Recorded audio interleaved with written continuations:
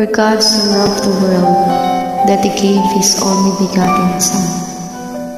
Whoever believes in Him shall not perish, but have eternal life. John 3:16.